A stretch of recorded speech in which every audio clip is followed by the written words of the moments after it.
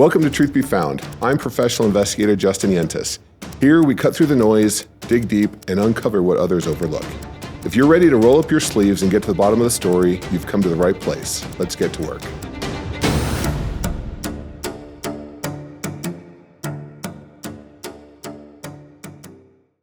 When Emily Pike was found murdered after running away from her Mesa group home, it shattered the community.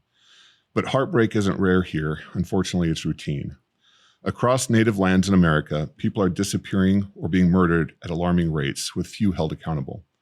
The lack of justice stems from the widespread withholding of resources, making it difficult to find or investigate missing persons. This isn't just a story about a brutal murder. It's a tale of broken systems, understaffed and undertrained tribal police departments, and a lack of press coverage to spur action. Families often are left in the dark. What happens when disjointed jurisdictions, insufficient training, and years of systemic neglect collide with real human lives? Today, I'm joined by Tonto Apache Chief Hilario Tanakeyowma, who served in tribal law enforcement for several decades and has offered his assistance with the investigation of Emily's case. Also joining us today is Mike Lancaster, an Arizona Investigative Associates investigator with deep experience policing in the Gila River jurisdiction and some of the surrounding tribal areas. We're going to discuss what justice looks like when the system is designed to fail and what happens when a marginalized community has to fight to be heard, even in death. So Chief and Mike, I want to welcome you both to the show. Thank you. Thank you for having me. Now, Chief, you've worked in tribal law enforcement for several decades now. You've seen some of the most violent and heartbreaking cases that have never made the news. Could you start by helping people understand what law enforcement looks like on tribal lands? Tribal law enforcement is an extremely unique aspect in tribal lands. When you work in Indian country, you have to accept the fact that you've become part of that community, and you have to look at it as being part of that community. If you don't and just look at it as law enforcement, then there's going to be some kind of disconnect, and it can be taxing at times, because unfortunately in tribal law enforcement, tribal governments are very new. Mm-hmm. And with those new governments, they're still learning and adjusting, trying to make their way and doing the right thing, creating laws, creating a type of environment that was set out by the federal government to do. Mm-hmm. So it becomes very hard when you're trying to deal with tribal politics and then trying to get recognition as a tribal police officer through the state of other surrounding agency, understanding your hardship, your desire, there's a lot of good officers that work for tribal communities, but they don't get the recognition and they get looked down upon. But then again, you're also battling tribal politics. So it's a tough venture to deal with. Well, it sounds like it. It sounds like you're really walking a tightrope there. Could you explain some of the most commonly misunderstood aspects of working in a tribal police department? I think the most common, if you look at most non-native societies, they believe the tribes don't have a whole lot of jurisdiction, that tribal officers just give way because they know the person, or they give way, they're very uneducated. Mm-hmm. And then we had to deal with that for years. When I worked for the Gila River Indian community, we were known as the Indian police. When the tribe took over from the Bureau of Indian Affairs, you were known as the Indian police. And even still to this day, in 2025, you're still known as the Indian police.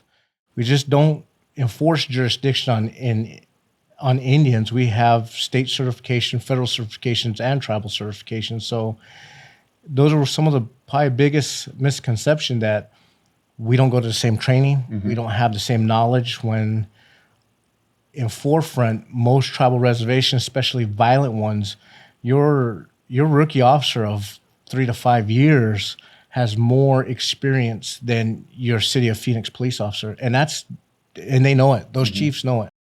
I bet.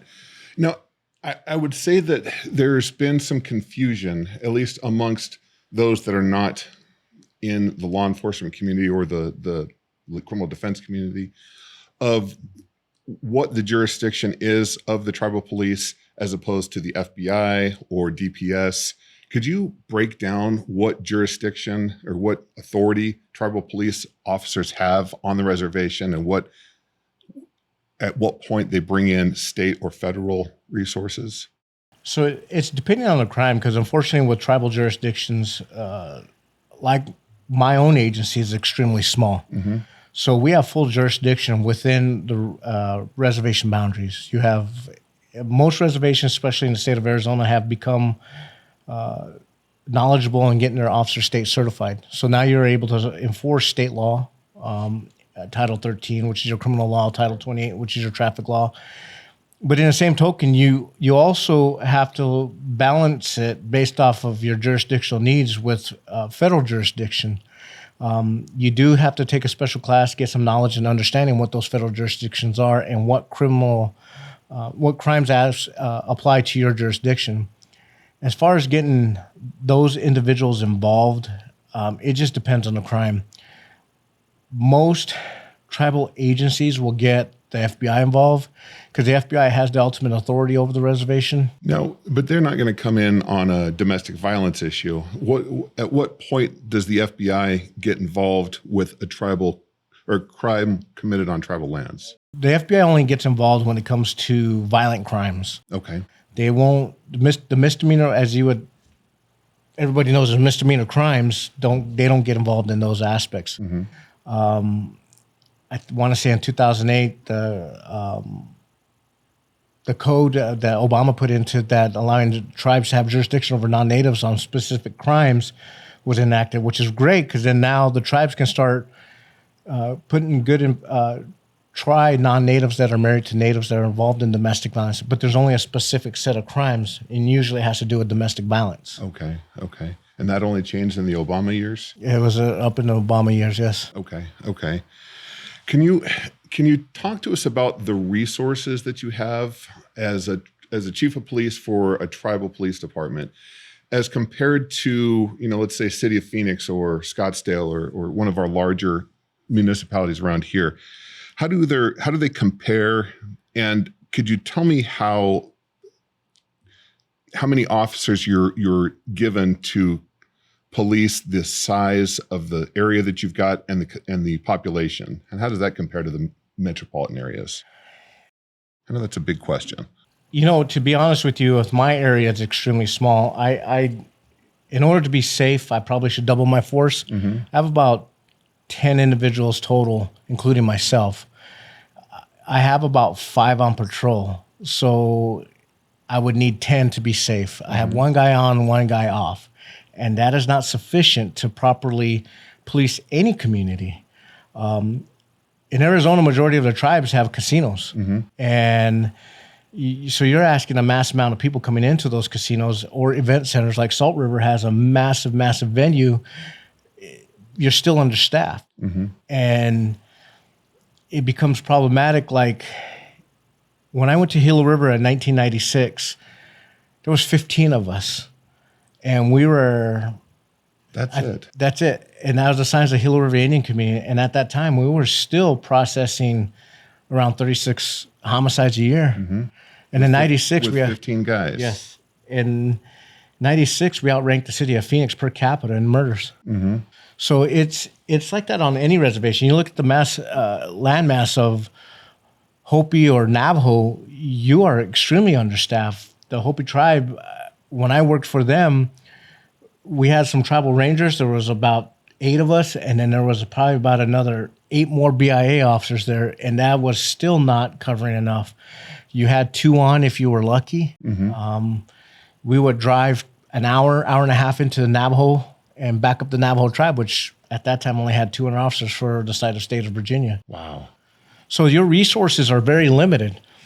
Fast forward to 2025, you have a lot of agencies in tribes that have if you have casino money, you're capable to tap into it to a degree, because majority of that money is given back to the people for their own benefits, housing, health, anything that's beneficial to the tribe. It's not necessarily under tribal police department. A majority of your funding is taken from the Bureau of Indian Affairs, which is extremely limited. My agency barely gets about $150,000 from the Bureau of Indian Affairs. That doesn't cover my salaries. That's for a year, per year? Per year. Wow. And you look at other tribal entities, they're probably running about maybe a half to a third of their budgets coming from the Bureau of Indian Affairs when in reality it should be 100%. And the money that is generated from casinos, that's based on my understanding, on a tribe by tribe basis or a reservation by reservation basis. And that is correct. It depending on where you're located and how fortunate you can be. Fort McDowell Police Department is running into a significant problem with resources and limited on staff because of the fact that you live in Phoenix and Maricopa County. Anywhere you throw a rock, you're going to hit a tribal casino. Right. And they're a little bit of the outskirts, and now they're feeling the effects of it, and so their funding is limited. So they have to give up positions, they have to freeze positions, and they're not getting updated equipment as fast as you want it to be. Mm-hmm. I took over the Tonto Apache tribe. Budget was tight, but I was very fortunate with a very forward-thinking council and tribal chairman. We updated our equipment significantly, mm-hmm. but it shouldn't always be on tribal budget. There's a lot of federal funding out there that we need to be able to tap into. And again, it goes back to the Bureau of Indian Affairs, who's financially responsible for all these tribes, are extremely limited on their funding. One thing that I've noticed specifically in tribal crimes is the underreporting of crimes. And Mike, maybe you can touch on this from your time as a Gila River officer, because you were out in the thick of it day to day. The Bureau of Indian Affairs claims that less than half of violent crimes against women are ever reported to the police. Why do you think that so many of these crimes go unreported? And do you know how the reporting rates of the tribal community compare to Phoenix or Mesa or one of the other metropolitan communities?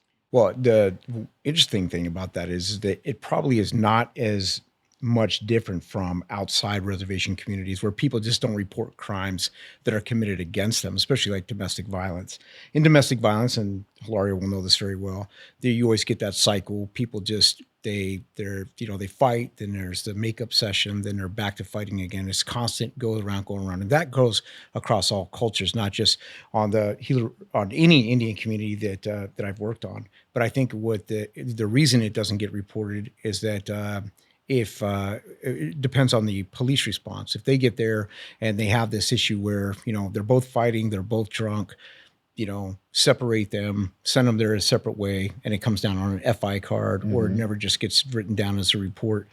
These days in Arizona, especially, with domestic violence law, somebody's going to go to jail during a domestic violence, and we see a lot more stuff getting reported. But however, with in cases of tribal women reporting against their spouses or boyfriends or whatever, you're probably not going to get that as much because of financial means, because of this is their baby's dad, they live together, and there's a whole bunch of circumstances that might prevent that person from reporting. And then you might not hear about it until something bad happens, like a homicide, and then the family tells you, well, he beats the crap out of her 15 times a month. And then we've never heard of it as law enforcement officers. Oh, it sounds like it's a big cultural issue, and something we talk about often in the defense communities is cultural competence. From what I can gather, the system, the tribal police system, isn't just necessarily broken, but it's got a bad foundation that hasn't been able to be fixed yet. And this isn't about necessarily isolated cases, but it sounds like there's a lot of good officers out there that really want to go out and do their jobs. But the system around them, is crumbling or doesn't have the resources to support them. Would you find that accurate? I think with, especially so here in the Valley, you have Salt River, you have Gila River, you even have Ak-Chin. There would be more of your urban tribal communities. So officers have a little bit more access to local training through other departments or seminars. You get up into Navajo and Hopi, where you got a guy who's covering an area the size of Rhode Island by himself, and he has to run code 3 to one direction, deal with that situation, run code 3 to another direction, and he's got hardly anybody else that can help back him up. And so when it comes to things like missing persons, what is their protocol to actually get something moving really fast? They're supposed to, within 2 hours of getting a report of a missing person, enter it into the NCIC. However, NCIC law does not require the tribal law enforcement actually report that to the NCIC, which I think is just ludicrous that it doesn't include them. But that's one of the biggest problems. So they think they're doing what they're supposed to do. They take the report, they submit it back up to headquarters or through their CID, and then what happens to it from there, who knows? Because each tribe is so different on the way they operate. So I'll ask you, Mike, could you tell me of a time when, during your police experience, when you realized that the current system of tribal law enforcement was not going to allow justice to be served in one of your cases? Well, fortunately, working at Gila River, we didn't really have that as like some places would be, because we were kind of high speed, low drag. Okay. I worked for him as he was my sergeant for a while in CID, and then a commander in CID. And we followed up on everything. Right. I mean, we traveled all the way to Canada once to find a guy to get him back into custody for a crime that was committed in Gila River. We've chased bad guys everywhere, but we were fortunate to be able to do that, because there are times working in Gila River, we actually had decent leadership. But unfortunately, that stuff changes. Right. And then it's like ebb and flow with what you can and cannot do. And I've never felt pressured that I would not be able to get a case solved. And usually if we could not get a case solved, it's because we exhausted every lead that we possibly could, and then weren't able to make a case, even though we believe who our suspects are in those cases. But that would happen to us there. So fortunately at Gila River, we did not have that issue. Now, what about you, Chief? Have you had situations where you realized that the system was not set up to allow you to bring justice to one of your crime victims? Absolutely. The federal government's crime rate, their laws are not adjusted to Indian country. Mm-hmm. They're not adjusting to changing times of this world that's happening. Most tribes are a matriarch society, so that's how they are. They're matriarchal? They're matriarchal. The husband works, the wife stays home. It's always been that way, so that it becomes problematic trying to make those prosecutions. The federal government kind of sees that, but they never did anything with their laws with that. So you have to understand, in 1996, in Gila River, we had a lady killed, and she was stabbed to death with her son on her lap. And at that time, we were pushing for her to go federal. And you're talking around the corner in 96, and the lady, her family was devastated. Her son witnessed the murder, but we had to charge her tribally. And the max she was going to ever serve was 1 year. 1 year for homicide. 1 year. And then you also have to look at the fact that when it comes down to domestic violence, the Violence of Women's Act didn't take place on tribal communities until recently as well. I'm trying to remember the year on that, but when I first started, you couldn't arrest for domestic violence. That was not a thing in 94. Well, and is domestic violence a pretty highly committed crime in your tribal communities? I would say so, yeah, definitely. It's because of the way there's a lot of historical trauma that happens back from start. Oh, yeah. And then when there's no outlet, there's no resources for mental health. Where's your outlet? On the person that's next to you. I mean, Mike and I can live next door to each other every day, and one day I can just pop him in the head because I'm mad at something else, Right. And then there's a time that you don't ever get to arrest anybody. And then let's fast forward even further down the road until, VOW was in place. You have a non-native that commits domestic violence because people move and they come back. You could not be able to charge these non-natives into tribal court or any court, because why?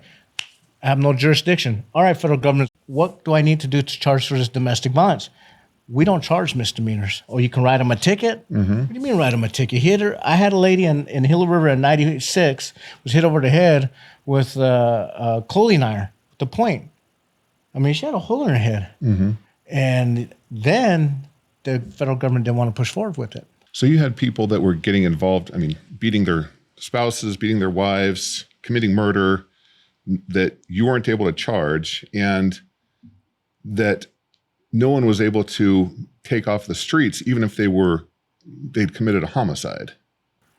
At that time, it was close. We arrested her for homicide tribally, and we thought she was going federally, and the federal government came back at that time, put everything on hold because it was going to be double jeopardy. Okay. So that we had to wait, and then it was pushed hard enough by a lot of tribes They ultimately changed it. It's no longer double jeopardy, two different courts. You're dealing with the sovereign nation, and now you're dealing with the federal government, who has responsibility for these nations. Wow. So it worked out better in the end, but again, your laws are not equipped federally to incarcerate the type of crimes that are happening on reservations today. Okay. Just not between your molestations, between your domestic violence cases, between your homicides. The federal government's law are not equipped to throw these folks into jail. No tribal reservation has capital punishment. You have to have the tribe to capitally punish somebody. And that's never been happening. There's only one in the history that I know of, and I was a Navajo young man, but they utilized, because he carjacked an elderly lady and her granddaughter, and he beheaded them and buried them parts everywhere. But they used a certain part of the law to be able to go after him. The tribe fought it tooth and nail not to kill our people. But unfortunately, this is one of those cases that was a brutal crime. It should have never been done. This kid did it he had no justification why he did it, realistically. Wow. I want to shift the topic to Emily Pike and how her death has become, unfortunately, a painful symbol of the treatment of Indigenous lives. Some would argue that the violence on our reservations is frequently overlooked and not prioritized to the same extent as it is in some of the larger metropolitan areas. So for those who might not have heard about this case, Emily Pike was a 14-year-old girl from the San Carlos Apache tribe who went missing from a Mesa group home on January 27th, 2025. She had a history of running away and had previously told authorities that she didn't want to return to the group home. She had cited and stated that there were some mental health and behavioral challenges there, and that she was receiving treatment.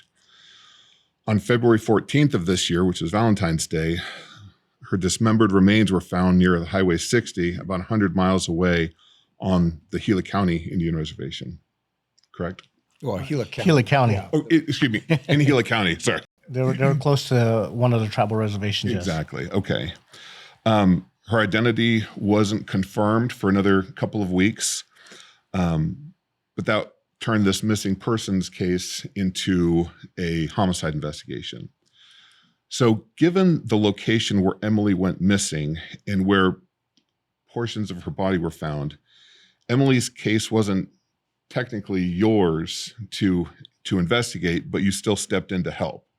Could you tell us kind of how that occurred? So initially, the be on the lookout or any information feed came to my agency, and I looked through these, and I think historically a lot of agencies don't pay mind to them. If it's not close to them, they don't look at it. But what struck me is because of the fact that this body was found dismembered and in bags, like what it says in the news, but it became more concerning because she was Native.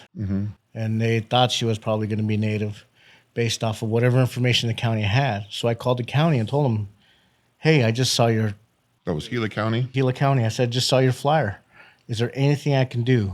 What's going on? And I immediately began calling around my community that I serve in. Do we have anybody missing? Is there anybody in concerning? And Tonto Apache is a mixed Apache tribe between White Mountain and San Carlos. They're in a whole long walk era. They are from the area, but it's a little bit of mixture. Everybody's related to some degree. Oh, yeah. So I asked them, start calling and get me what you can, because I'm curious about this. Because again, in my position in years working in law enforcement, Native women don't get looked at. We don't do enough to start looking for our women. Traditionally, you look at it as she's an adult, she's moved on, and that's how it gets looked at. And we need to re-educate the community not to be that way. Why is that the perception? Is that a cultural issue amongst the tribal members, or is there another source of that belief? In my opinion, and this is my opinion, embarrassment. We as tribal people are embarrassed that our kids ran away. My daughter ran away. It was embarrassing. But I still reported her, and I knew where she was, but to some degree it's embarrassing. you don't want to hear the gossip. You don't want to hear, well, they're doing this or they're doing that. It's to some degree, it's embarrassing. I wouldn't say it's a cultural thing realistically. It's just, I think it gets a little bit embarrassing. And two, again, you feel they might be an adult, or it's that tough love status. Oh, if they want to run away, let them grow up. And it's just the way we've grown up. And then two, it goes back to historical trauma. When they were sent to boarding school, you don't say anything. You saw all this stuff happening, these people being victimized, and our grandparents were told not to say nothing. So you're almost taught not to say nothing. So I don't necessarily want to say it's a cultural thing, because my tribe would never feel that way, because women are the pillars of our community. We put them on a pedestal, and that's how we should be treating them. And somewhere along the line that got lost, and somewhere along the line we need to reinstill that. So it's just one of those things. It just depends on where it's at. It's embarrassment. And then when you look at it to some degree, it becomes, the tribes are very quiet about what happens within their community, because they don't want people to look down on them. They've already been looked down upon historically. They don't need this negativity on their community. Right. That's understandable. You know, there's been a lot of questions specifically about Emily's case. You know, why was the home that she ran away from not searched right away? Why had there been no arrests so far? Who placed the body where it wouldn't be found? Mike, could you tell us what stood out to you immediately about this case and how it was being handled or not handled? Well, they handled it as a runaway. And since she's run away before, there wasn't probably any priority put on it because she's done this before. And then once her body is located, you know, for me as an investigator, if I was working in the city where she left from Mesa, I would have said, what do you need me to do down here? And possibly go search that house. Now, I know they did interviews. There's interviews already out on the internet from roommates or out on the news that said she was going to go meet a boy she was taking guitar lessons with, or possibly try to get back home. But a pretty good search of it, because that home has had 30 some girls go missing from this group home. So there's not a lot of care going on at this place, because they may have to say, well, we don't lock our doors at night. They can leave if they want. They sneak out the window. They're not taking any precautions because these are juveniles that are in their care and custody through the tribes, and they just, you know, say, well, we can't stop them from leaving things. So I think that they treating it as a runaway.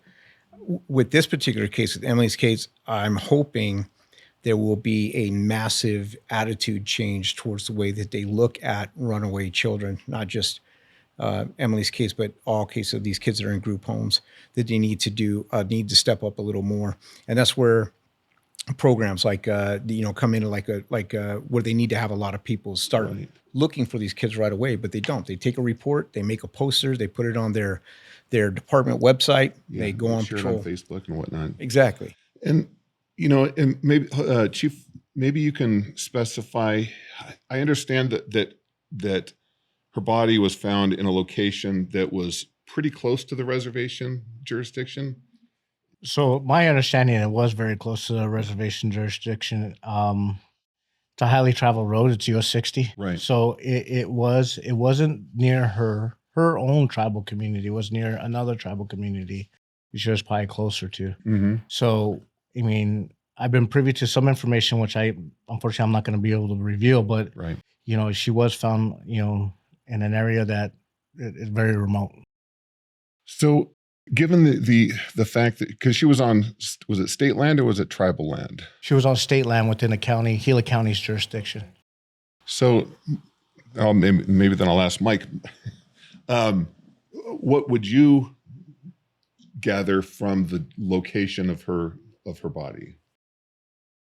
What would I gather is that, of course, somebody wanted to dump her so she would not be found. And then they took extra precautions by removing places where evidence would be located, mostly like on her hands. This is why her hands are probably not with the body. And I'm only speculating. But that they believed that this area was going to be fine and that they were traversing through the area and maybe didn't pick this place purposely, but then all of a sudden said, this is a good spot. I need to get rid of this body, because we don't know how long he had the body, or this person or persons had this body before they decided to dump her. And there may have been some reasons because it's risky.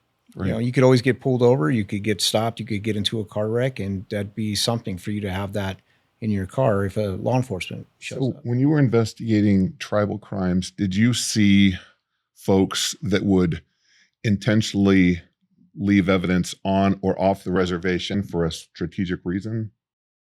Well, people sometimes leave evidence behind. They don't even realize they're leaving behind. I True. mean, we've located missing people out of Fort McDowell on Gila River, but they were encased in a crate, or they were in a crate encased in cement because they really wanted to hide this body. But an officer of ours was able to find the crate, and we were able to work a case and then turned over to the FBI to help with that case because and some of that evidence that led them to a house in, I think it was in Mesa, that there was a search warrant done on a house in Mesa where they believed that this young missing man had been murdered. Okay. And so there's, I think when we get down to how they're gonna, how the evidence is that good officers and good evidence response teams will be able to find evidence that they think is going to be able to push the case to the next level. Okay. Okay. You also have to understand that times have changed. You're going to flip a channel and you're going to have crime shows that are real life crime shows and talking about cases and how they were found. And, oh, well, we found DNA under her fingernails, or we found a fingerprint here.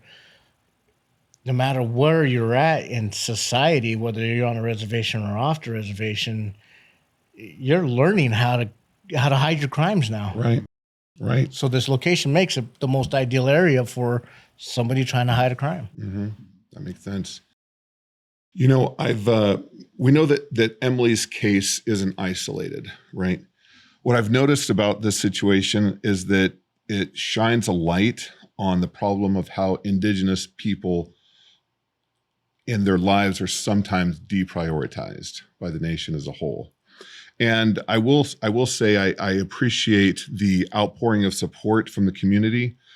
We've seen a lot of reporting from Ashley Holden over at ABC, from Brianna Whitney at CBS. And I hope that the nation at large can turn a corner here and really acknowledge what's happening on our Native American communities. I've noticed, there's an epidemic of unsolved cold cases involving missing Indigenous women and even more Indigenous men. Mm-hmm.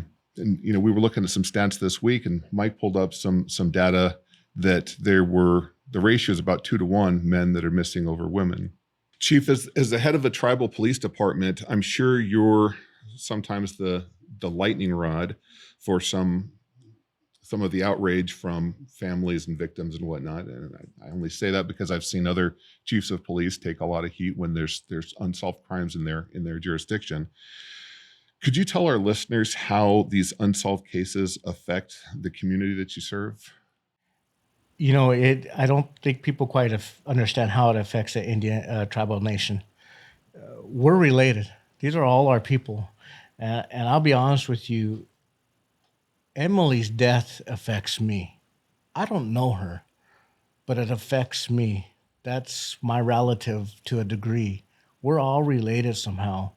So you have a child or an adult or someone go missing, and then you find them deceased, killed, or whatever, it becomes personal. Mm-hmm. And it should become personal to those tribal entities as well. I tell my guys that the Apache traditions, they pick their warriors. They pick their people who protect them. Well, they chose these gentlemen to put that badge on to protect them and to be their warriors, today's warrior. That should be an honor, and you should take your job extremely serious to the point that if somebody goes missing, you better take that extra 2 or 3 steps that you need to do that you wouldn't have done elsewhere to try to find that individual. Mm-hmm. So it as a chief of police to take that kind of heat, it is affecting, and you have to put yourself in their shoes. If you don't, they won't trust you. I mean, traditionally, tribal law enforcement is not trusted as it is anyway. You have a history of the Bureau of Indian Affairs failing to do anything that they could because they had no state jurisdiction. So you have years of that trauma going on. You have years of trauma from prior to that of nothing being done of what was happening. And now I step into place in this day and age. I'm not trusted straight out the box. So it becomes harder. But if you start showing that you care and that you're part of their community, truly part of their community, then the effects is 10 times greater than anything else. But it does affect quite a bit, and you will hear anger, they'll lash out, there'll be a significant amount of emotions, and as it should be. Yeah, rightfully so.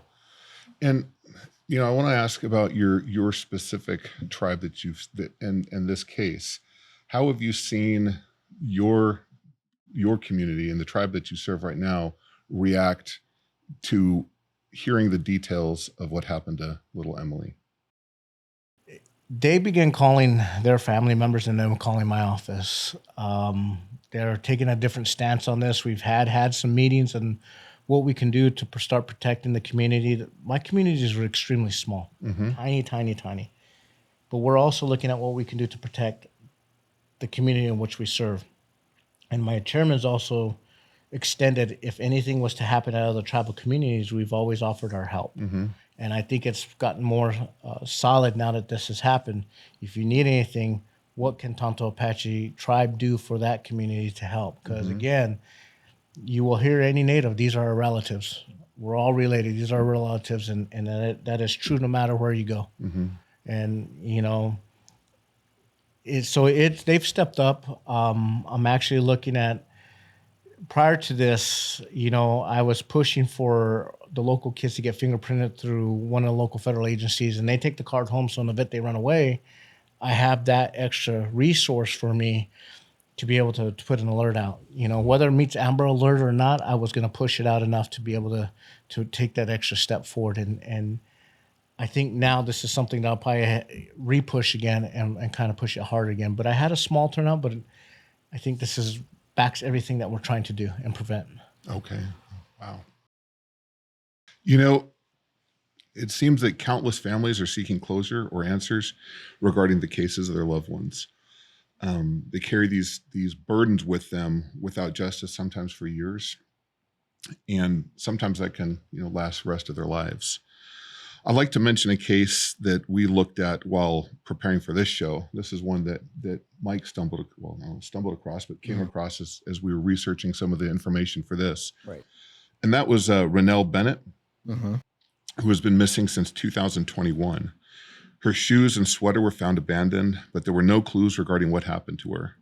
By all accounts, she was a loving mother and would have never chosen to disappear on her own.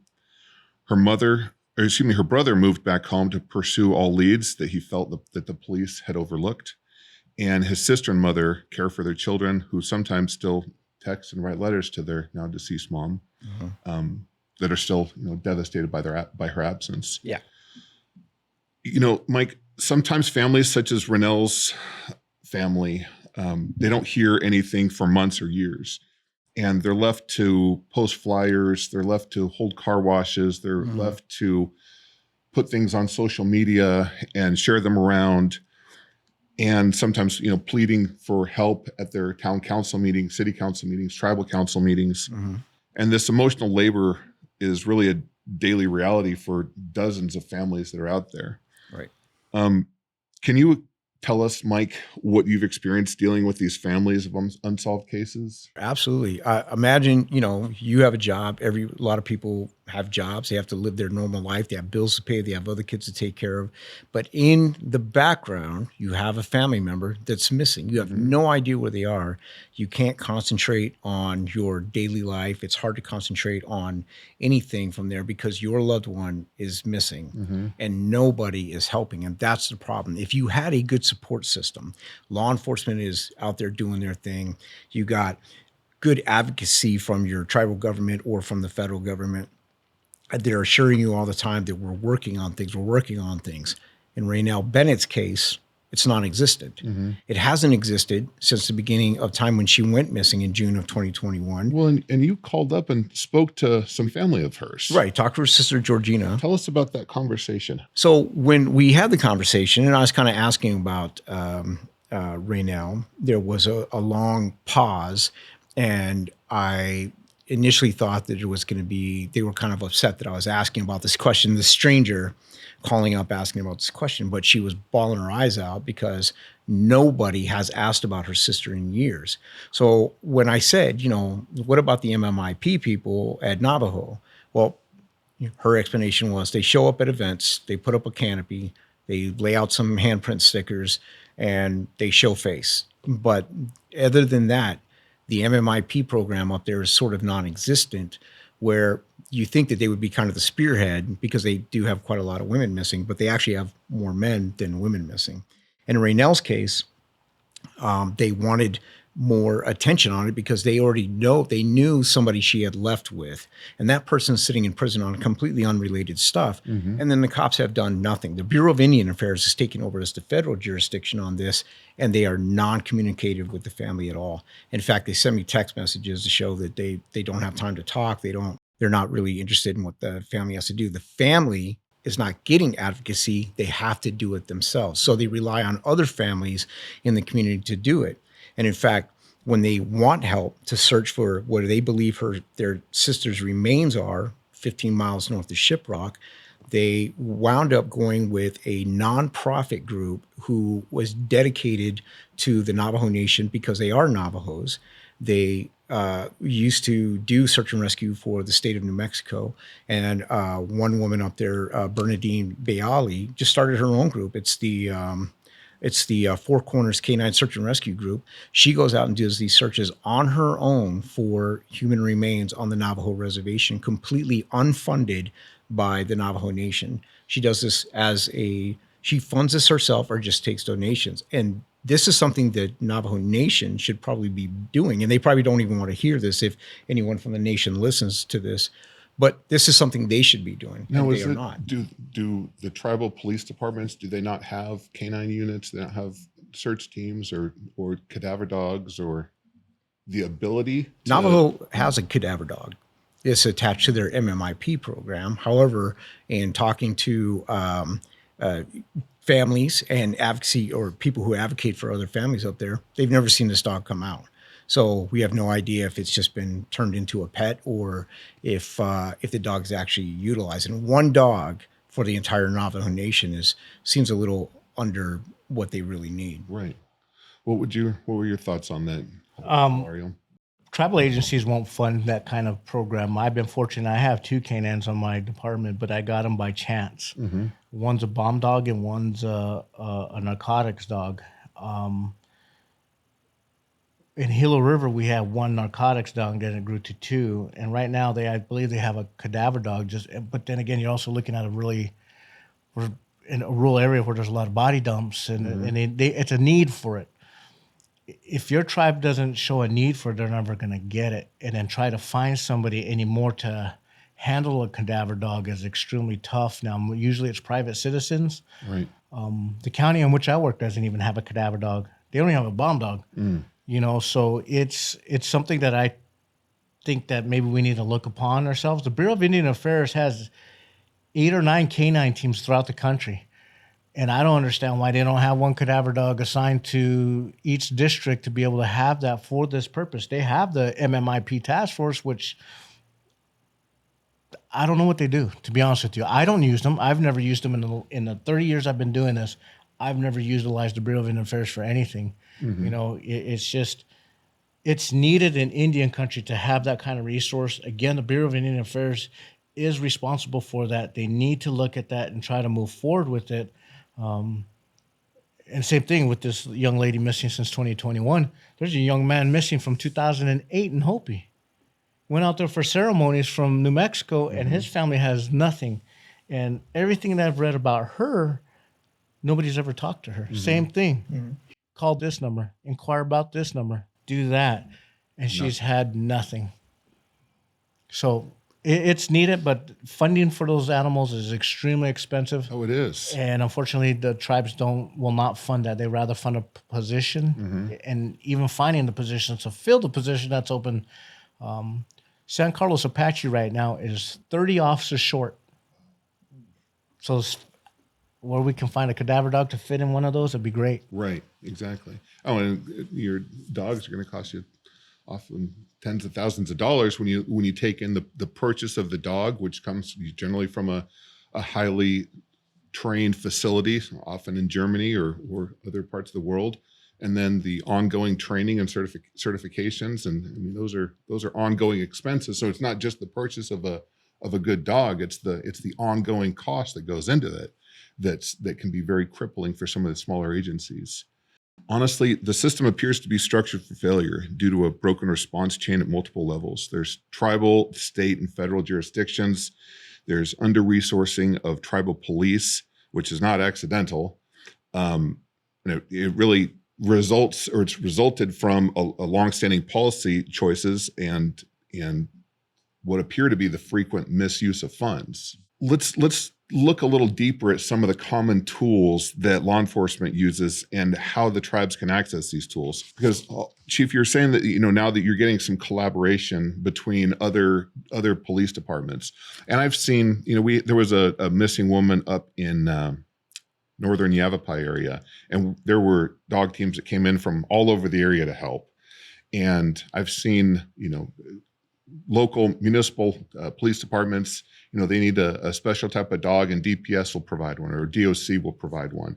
So you see a lot of collaboration between police departments.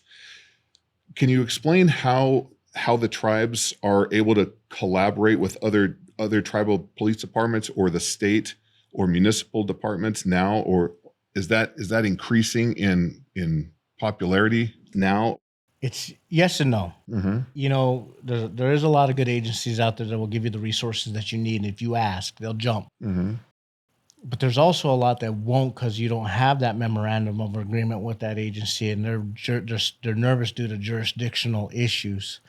I would say right now it's probably a little bit more popular than it has been in the past because of Emily Pike's murder. Folks are starting to step up to the plate when, my opinion is, where were you 10 years ago? Mm-hmm. Back then when we were working criminal investigations, it's just a matter of us talking with the right person, doing with the right thing, and then but they always had to get permission. Right. But when you push it hard enough, it worked out great. Mm-hmm. So I think with law enforcement, over the years, it's gotten better, extremely better, that everybody's willing to help each other because of the fact that they're starting to realize that tribal law enforcement is tough, and that being alone and needing help is one of the big key areas. And if you work it out with your local agency, it's great.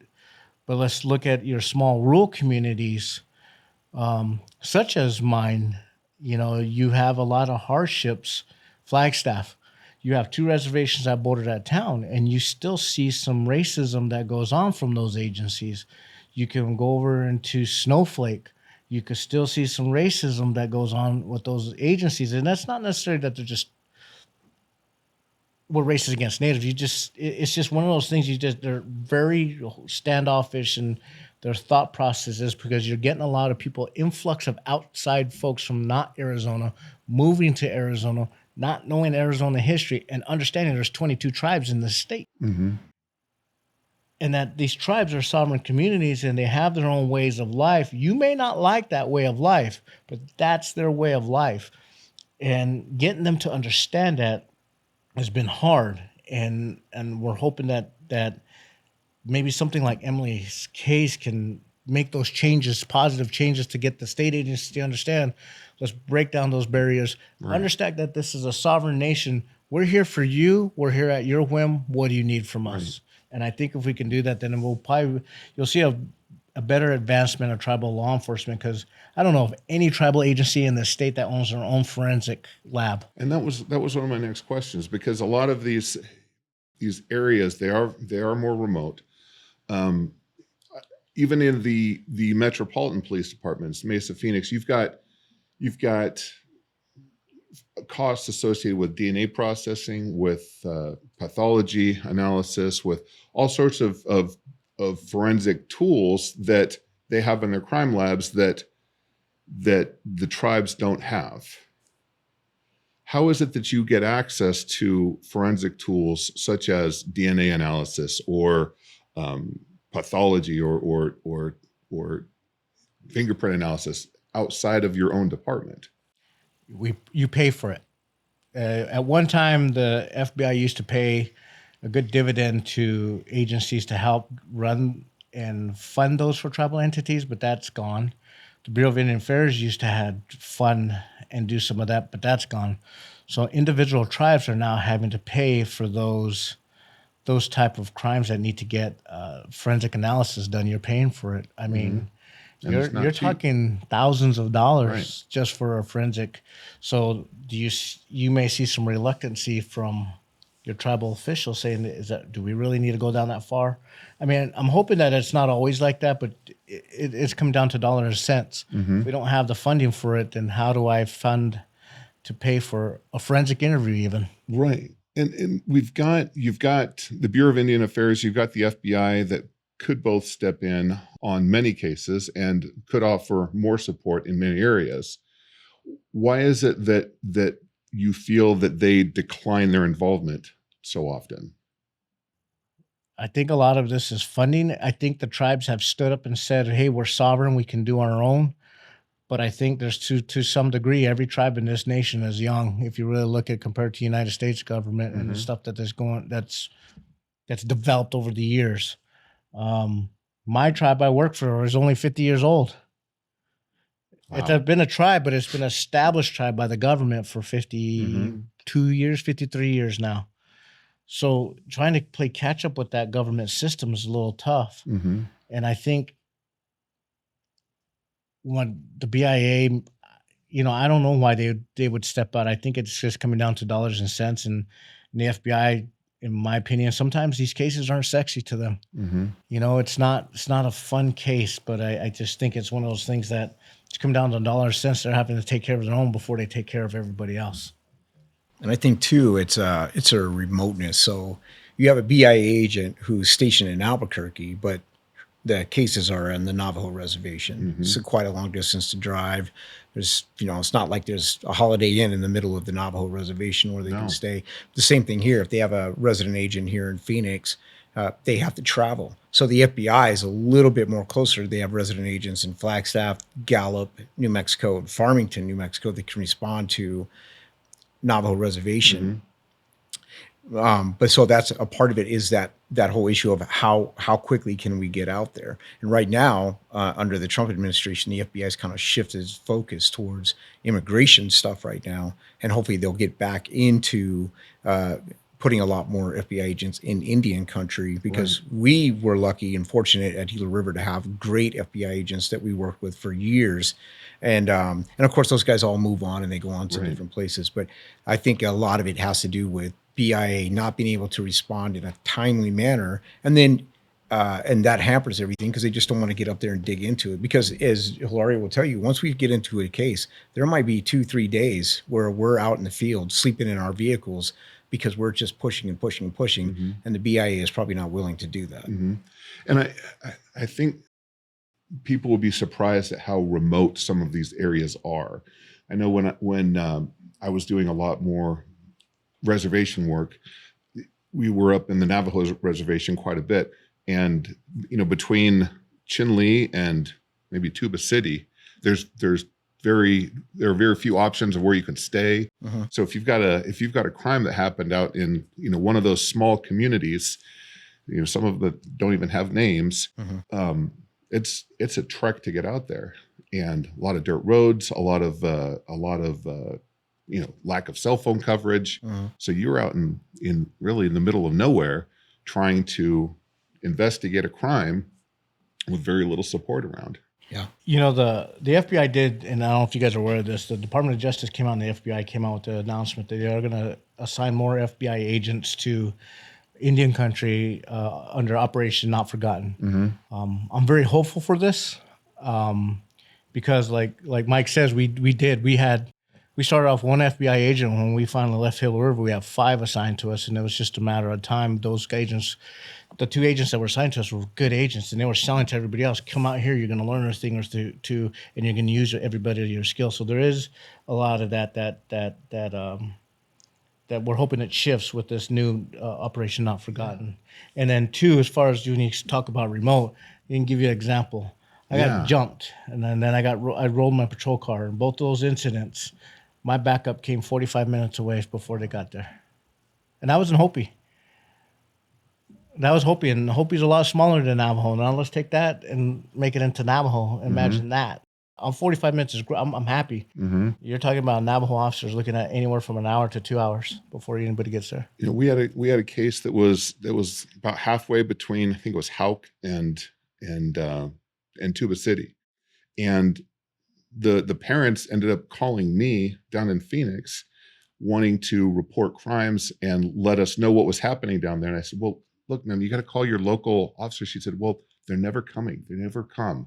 And so there was very little that I could do from 5 hours away, but she really had no other option, because she wasn't getting anyone to respond when they had folks shooting at their house. They had folks vandalizing their cars. They were being intimidated due to another crime issue. But the amount of desperation that was always in her voice when she'd call, I mean, my heart just went out for her. And there's a lot of movement right now in the missing Indigenous persons movement, I should say. Honestly, I looked in Gila River. There's this woman who became a victim, who started a victim support group for members that are missing or murdered. And this group began in 2021, and they had 93 open missing or murdered cases that were unsolved at that time. So that number has since increased to about 143 just in Gila River alone. And I believe their population is about 15,000 or so. They're like 18, yeah, they got to be 20,000, maybe more than that. Okay. Yeah. And they've put together a list of 4 demands or requests that they've made of the tribe. One of them is enhanced law enforcement training and better staffing. Number 2, more collaborative efforts to address the root causes of violence, like poverty and generational trauma, like you were mentioning, Chief. Number 3, more support resources for families impacted by violence. And number 4, better transparency and accountability from the community council. Chief, I'll ask you, do you feel like these requests are reasonable and attainable? And I know those are 2 very different questions. In my opinion, the requests are very reasonable. And realistically, a lot of that can be obtainable. One of the biggest things in law enforcement is training. I hire a private consulting business just to train my officers, as well as outside agencies they're from Hopi, a couple from Hopi, and they do a very good job of explaining generational trauma. Mm-hmm. In the state of Arizona, with 22 tribes, we're not teaching that to our state police officers that are certified through the state. They did some collaboration at one time and put a disc together, but I guarantee you not everybody really paid attention to it. But you put that in the classroom and you have a block understanding that there's tribes here that we as Native people talk, act, do things just slightly different. Mm-hmm. If I don't shake your hand strong and hard like you would do, that you think it's a sign of disrespect, but you grab me with that type of handshake, that's aggressive towards most Native cultures. Mm-hmm. Navajo, I don't look you in the eye. That's disrespectful. Mm-hmm. And we need to start doing that. Training, absolutely. It could be attainable. There's no way in the world why we cannot say that's not obtainable. I know at Gila River we did at one time, and I don't know if they do it. We used to teach cultural awareness class once a year, and you had to take it once a year no matter how long you've been there. And it was a time you even got yelled at, you white devils and outsiders coming in here, which is fine. Let them vent that out so you have a better understanding why that's going on. Mm-hmm. Funding some of this stuff, it's good that the fact that these people are bringing it towards community council, because then maybe the community councils need to start stepping up and start funding these things. Right. So I think a lot of that is not, in hindsight, realistically, is not that hard. The only downfall is if you look at places like, including Gila River, Fort McDowell, and San Carlos, giving them the time to train, because you're already wearing your officers out as it is. So how do we train those officers a little bit more? Now we're mandating all this training already. How do we continue to do that? But it's attainable, I think, as a chief, and I think most chiefs will probably feel that way as well. Oh, good. Okay. I want to talk about an issue that might be a little bit more uncomfortable. But one of the hardest parts that I've noticed in criminal investigations, and I'm sure it's even worse from a law enforcement perspective, is silence. When cases aren't necessarily under investigated, but they're just more swept under the rug. Mhm. And Mike, could you tell us what you've seen in tribal police departments where, leadership has suppressed information to project, an image of public safety? Well, in Gila, if we ever had a case that had to do with outside the reservation, so we had a baby that was found at our gun range in a bag. That baby had only been dead for a couple of days, and somebody dumped it out there. We went on the news for that. We did an unidentified girl whose body had been thrown out of a vehicle onto I-10, and even though it was a Pinal County case, we took it over and started working the case. We were able to do the news for that. But when it came to tribal murders, and some of them pretty heinous, of children, of women, nothing. They're not going to go on the news for that, because everything has to go through an office, the PIO's office or the governor's office. And of course, they're not going to say, oh, yeah, this is a very common thing for women to get murdered down here, or men to get murdered, or the gang activity on Gila River is out of control. They don't do that. And I think the last thing that came out publicly from Gila River that was real big is when Officer Brees got killed, a new officer off of FTO, because it highlights the violence within the boundaries of the community. And so they don't like to keep that out there, because, their job is to, bring money in. They have a big entertainment complex, like a lot of tribal communities are doing now.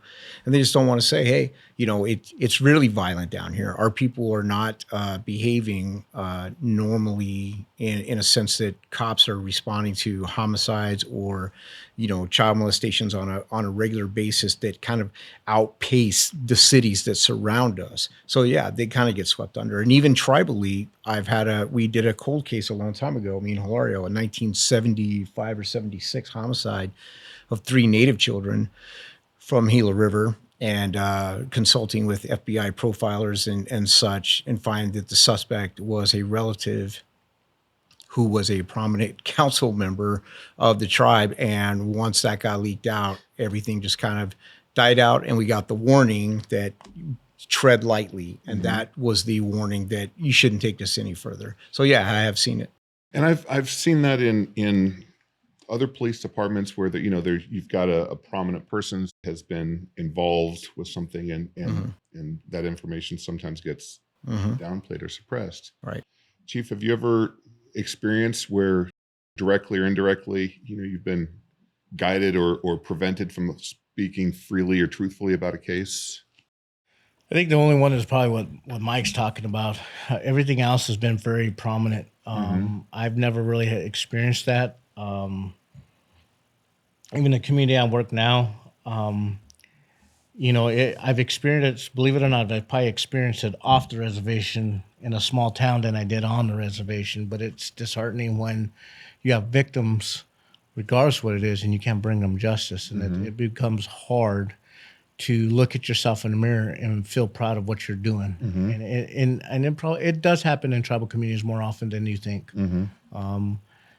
Take so-and-so home because they're drunk and they're DUI, you better let them take them home, Back then we did take a stance. Didn't matter who you were, we were throwing you in jail. But then as time progressed and funding was coming, it's always down to funding and whatnot. You play with the wrong person. It's been hard pressed. I served a search warrant on our chief judge's niece's house for marijuana, and it was a lot of marijuana. And when we got there, it was empty. So I can't say he leaked it. I can't say they did. It's just ironic that I'm doing 100 miles an hour from his house after signing the search warrant. The house is empty when we were sitting on it. And then she snuck in through the back door and opened the door for us. And so it becomes one of those things is you got to, in tribal law enforcement, you got to play it just right to be able to do what you got to do. But if you don't take the hard stance, then the people I don't work for the politics of the tribe. I work for the people. Right. And that's where majority of the law enforcement officers that work in tribal communities need to take a step back and realize you work for the people, for that nation.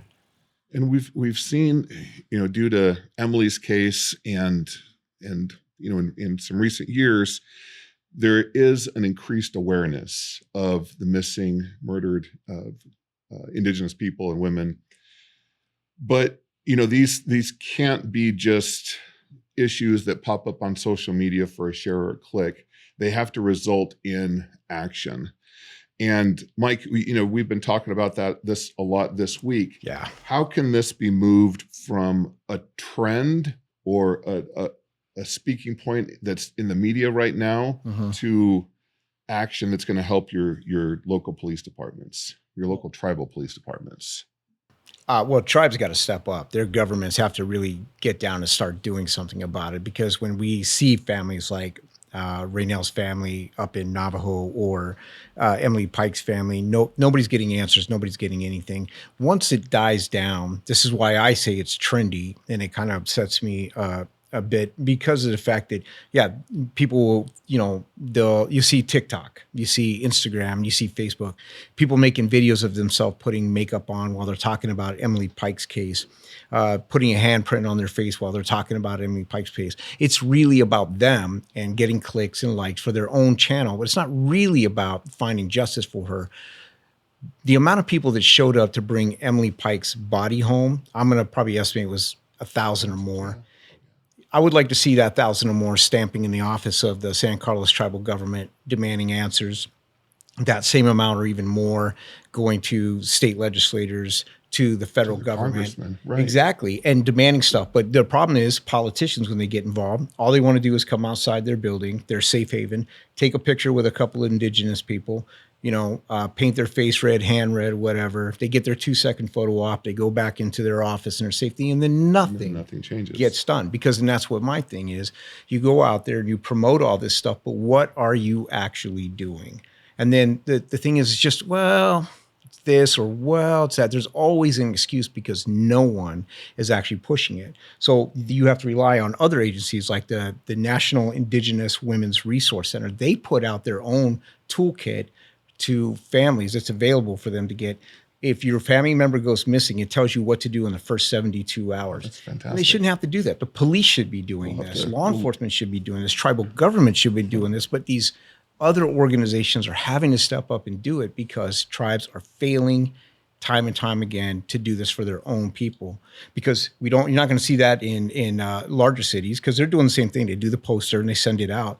But in some agencies, they have people dedicated to finding missing children. Mm-hmm. But when you have to rely on a nonprofit group or just somebody who says, I see a need, and puts it out there, but it doesn't get pushed out there because no one's really interested. Right. I think we need to, we'll make sure and get that kit so we can link the information in our show notes so folks can find it. Chief, as we've been talking about this, we need to take this movement, or take this trend and make it a movement, right? And that means, pressure, policy, showing up at government meetings with the tribes, with your congressman. Could you tell us what you see as one, a change that could be made right away today to see a positive effect for your officers? I think a better collaboration between all agencies, not only the tribes, but the federal government and state agencies, have a better understanding. This is not just somebody that's missing. This is a sister, an aunt, a mother that's missing.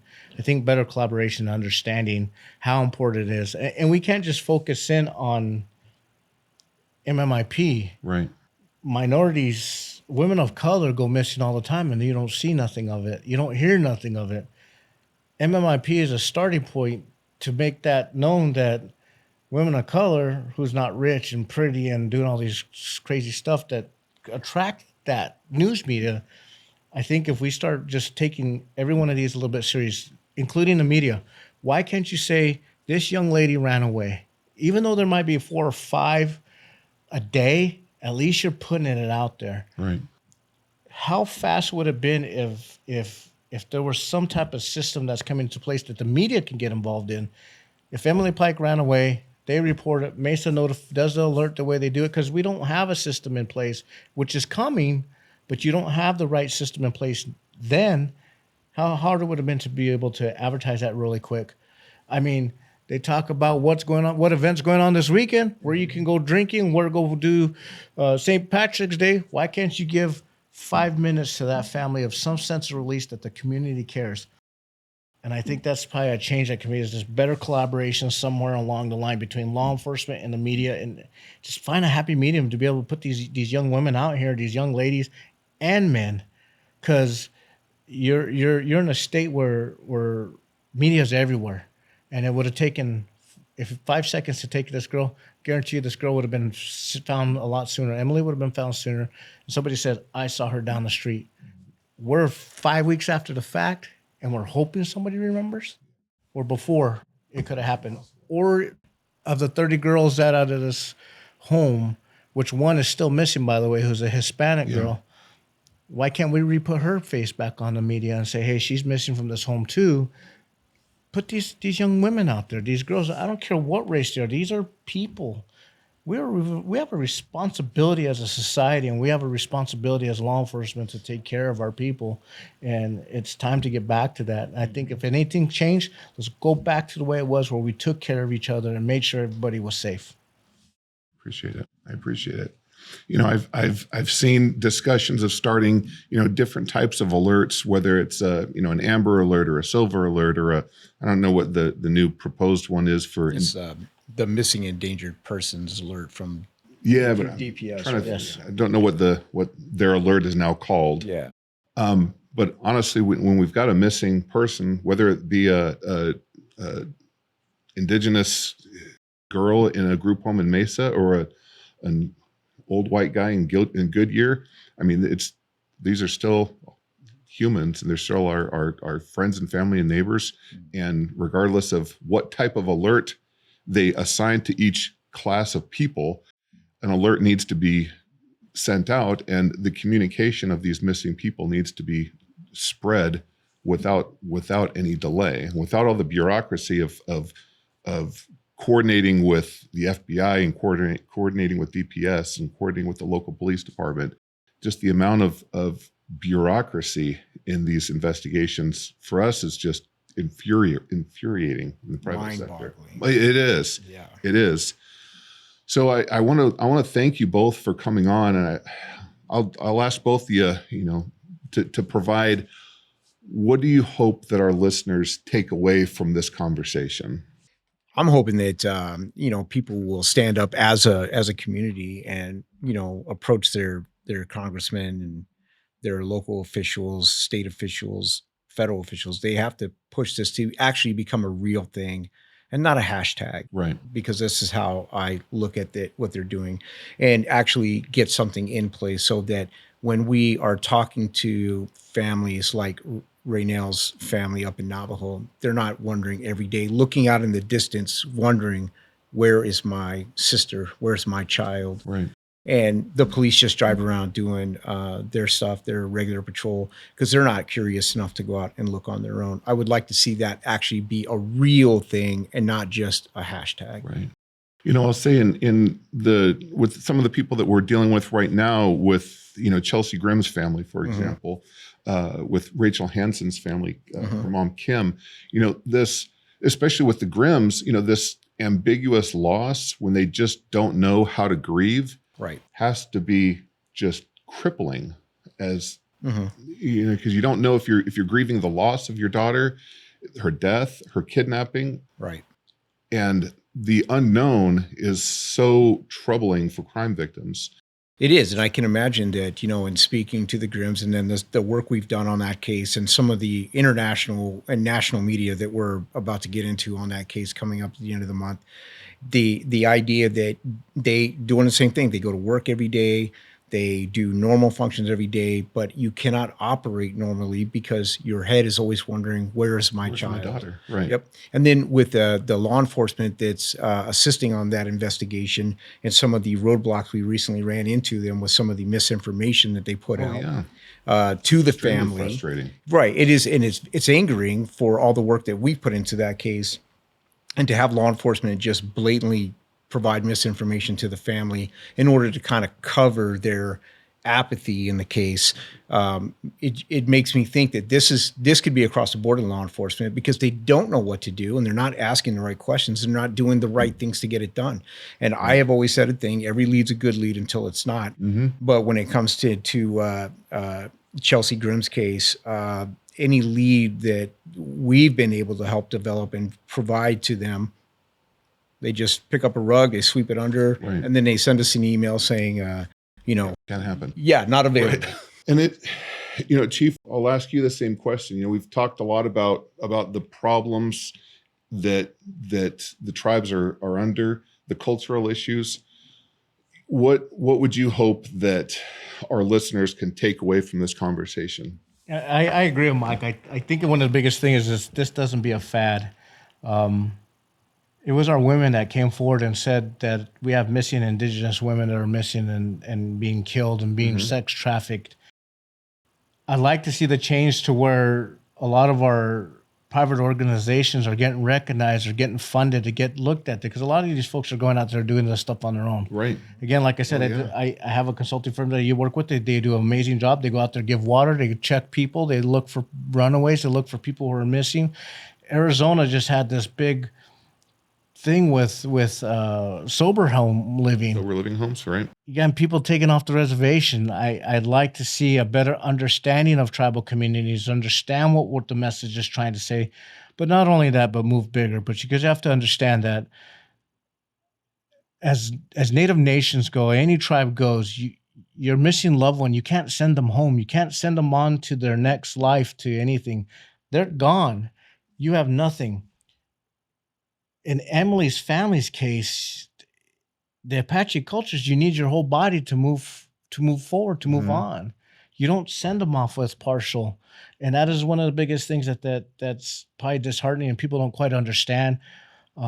There's no sense of closure until something's been solved. There's no sense of closure to the family that has a missing loved one, especially in Indian country when it's not being looked at, not taken seriously. And hey, I'll be honest with you, there's times even working in Indian country, we want to work. Well, I've been fortunate we've worked some of those cases, but we would get mad when they're not. I think it's just time. We need to take this serious. We need to step up and let's start MMIP.